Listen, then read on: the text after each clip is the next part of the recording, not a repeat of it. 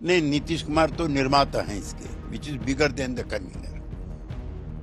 और ना हमने कभी अप्लाई किया, ना हमने कोई लॉबिंग की।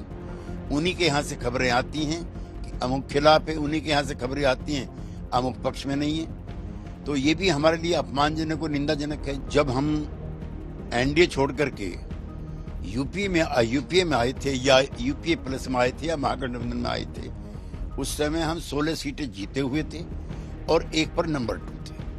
उसी नंबर के साथ अब हम हैं। और कांग्रेस पार्टी, आरजेडी और वामपंथी दल, उनको आपस में सीटों का बंटवारा करना जनता दल को कोई दिक्कत नहीं। मेरे साथ हैं जेडीयू के वरिष्ठ नेता केसी त्यागी जी। त्यागी जी, जो तीसरी मीटिंग हुई इंडिया अलायंस की और जो चौथी मीटिंग हुई, उसके बीच में तकरीबन 80 दिनों का फासला था। तमाम जो घटक दल हैं वो सवाल उठा रहे हैं कि कांग्रेस पार्टी डिले कर रही है पहले विधानसभा चुनाव। अब आपने भी कहा है कि देरी हो रही है, 10-15 दिनों के बाद फैसला लिया जाएगा। मल्लिकार्जुन खड़गे साहब ने ऐसा कहा। क्यों आप ऐसा मानते हैं कि डिले हो रहा है? क्योंकि कांग्रेस पार्टी ने तो अलायंस कमेटी बना दी है और कवायद चल रही है। भाजपा ने उम्मीदवार भी तय करने शुरू कर दिए हैं। भाजपा ने बूथ कमेटी भी बना दी है। भाजपा के पन्ना प्रमुख जो हैं वो वोट मांगने पे लगे हुए हैं। नया मतदाता जो बना है उसकी मीटिंगें हो रही हैं। वो हमसे प्रचार प्रसार में आगे हैं। तो ये अफसोस और चिंता का विषय जेडीयू को क्यों, सभी पार्टियों के लिए होना चाहिए। पिछले साल 27 सितंबर को नीतीश कुमार जी ने हिसार में घोषणा की थी कि बगैर कांग्रेस पार्टी के कोई विकल्प नहीं हो सकता। उस समय ममता दीदी, अखिलेश जी, अरविंद केजरीवाल जी और के चंद्रशेखर राव तीसरा मोर्चा बनाने पर लगे थे। हम खुद भी, जनता दल भी तीसरे मोर्चे में रह चुका है। वो गैर कांग्रेसी, गैर बीजेपी। देवेगौड़ा जी, इंद्र कुमार गुजराल उसके प्रधानमंत्री भी रह चुके हैं। लेकिन नीतीश जी ने पहली बार उसको तोड़ करके फर्स्ट फ्रंट बनाने की बात कही। आज 1 साल और 4 महीने हो गए हैं, अभी तक ना हमारा मैनिफेस्टो है, ना हमारी कमेटी है, ना उम्मीदवार के चयन को लेकर के कोई प्रक्रिया अंतिम दौर में है, ना जनसभाएं हमारी ज्वाइंट है। तो इसको लेकर के अगर इंडिया घटक दल का कोई, गठबंधन का कोई घटक दल अतिरिक्त परेशानी महसूस करता है तो अच्छी बात है। आपने कहा कि पार्टी कंफ्यूज है, कांग्रेस पार्टी निकालनी चाहिए। इंडिया यात्रा निकाल रहे हैं, भारत जोड़ो न्याय यात्रा। अब सभी राजनीतिक दलों को, जो इंडिया घटक दल के सदस्य हैं, उनको अपनी पार्टी मजबूत करने के बजाय इंडिया गठबंधन को मजबूत करने के प्रयास करने चाहिए। कन्वीनर को लेकर भी सर बहुत दिनों से चर्चा चल रही है कि नीतीश कुमार को बनाना चाहिए। कांग्रेस पार्टी तैयार है, ये लोग तैयार नहीं है। उसको लेकर भी आपको लगता है कि जो डिले हो रहा है उससे भी चीजें और आगे डिले हो रही है? नहीं, नीतीश कुमार तो निर्माता हैं इसके, which is bigger than the convener. और ना हमने कभी अप्लाई किया, ना हमने कोई लॉबिंग की।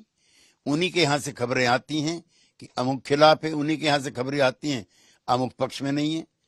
तो ये भी हमारे लिए अपमानजनक और निंदाजनक है। जो देश की राजनीति का सबसे सर्वश्रेष्ठ प्लेयर है, जिसपे भ्रष्टाचार का, ईडी का, सीबीआई का, पीएमएलए का कोई चार्ज नहीं है, जिसपे परिवारवाद का कोई चार्ज नहीं है, जिसकी समस्त राजनीतिक दलों के नेता तारीफ कर चुके हैं, उसको लेकर के आप कंट्रोवर्सी पैदा करते हैं। इस पर भी हमारा गुस्सा है। अधीर रंजन चौधरी को लेकर भी आपने कहा कि वो एक तरीके से बीजेपी के हाथ मजबूत कर रहे हैं, वो वही भाषा बोल रहे हैं जो बीजेपी बोलती है।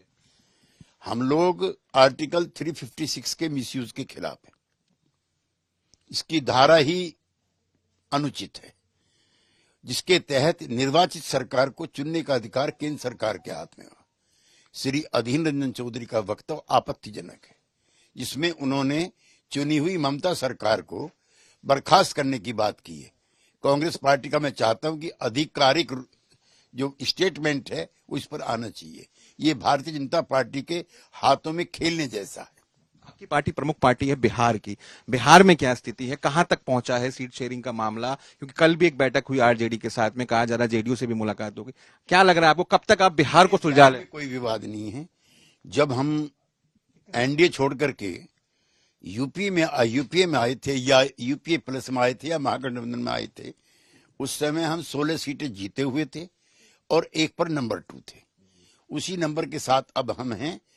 और कांग्रेस पार्टी, आरजेडी और वामपंथी दल, उनको आपस में सीटों का बंटवारा करना जनता दल को कोई दिक्कत नहीं। एक आखिरी सवाल, आज सुप्रीम कोर्ट ने गुजरात सरकार के फैसले को बदल दिया। जो बिल्किस बानो के मामले में जो लोगों को, आरोपियों को जो सजा माफ की गई थी, उसके फैसले को बदल दिया, उसको आप कैसे देखते? देखिए, महाभारत में हमने द्रौपदी का अपमान सुना था। उसके बाद इतना बड़ा विभत्स कोई कांड नारी के सम्मान में नहीं हुआ जैसे बिल्किस बानो का हुआ था। वो एक प्रेग्नेंट औरत थी जिसको मास गैंग रेप किया गया, और उसके जो अभियुक्त थे उनको जिस तरह से छोड़ा गया, वो देश के नाम पर कलंक था। मुझे बड़ी प्रसन्नता है कि सुप्रीम कोर्ट ने अपने फैसले को बदला है और गुजरात सरकार को लताड़ भी लगाई है। थैंक यू मुझसे बात करने के लिए। ये थे किसी त्यागी जी, दिल्ली से। मैं राहुल गौतम।